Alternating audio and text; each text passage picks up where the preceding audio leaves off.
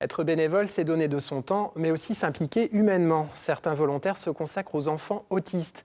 Il faut établir le lien avec un enfant qui ne parle pas, se montrer patient en toutes circonstances. À Beuvreigne, ces bénévoles forment une chaîne. Sophie Crimon, Julien Guéry.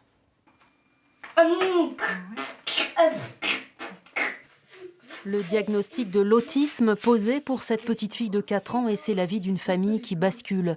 Pas de possibilité d'aller à l'école comme les autres enfants, les troubles sont trop envahissants. Les parents se sont tournés vers une méthode qui fait appel à des bénévoles. Tu m'as vu? Pourtant j'étais cachée. On l'arrange? Le principe, c'est d'aider Carla petit à petit à se développer, à sortir de sa bulle. Donc le principe, c'est de répéter après elle, de la suivre dans ce qu'elle fait, de l'imiter. Et petit à petit, en l'imitant, en fait, elle est amenée à sortir petit à petit, à s'intéresser à ce qu'on va, nous, pouvoir faire. Regarde Mini, elle est toute rose. Mais non. J'ai fait donc des études de psychologie et je me sens très impliquée parce que l'autisme, c'est quand même une grande cause. Pour moi, c'est important de me sentir utile. Pas moins de 40 bénévoles se relaient du lundi au dimanche, toutes les heures et demie, auprès de Carla. Bonjour. Bonjour. Bonjour Carla. Tu fais un bisou?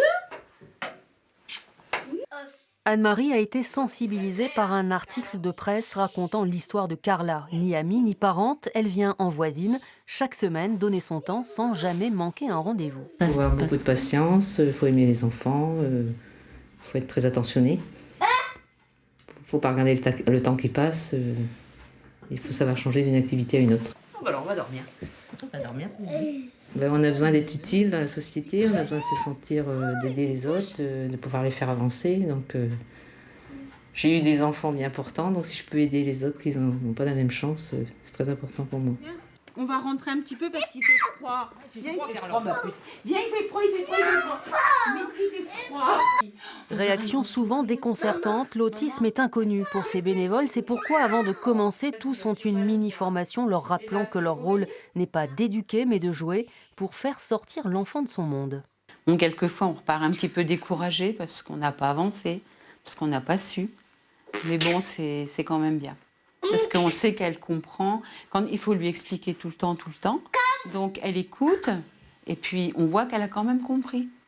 Bon, après, elle repart dans sa bulle, il faut la ressortir de sa bulle, il faut... Voilà, quoi, c'est long. Aucune structure pour les enfants autistes, cette aide des bénévoles, seule solution trouvée, est plus que précieuse pour les parents. Des gens qui viennent nous donner du temps, sachant qu'on les connaît pas, c'est génial. On est super contents. C'est en sorte une nouvelle famille.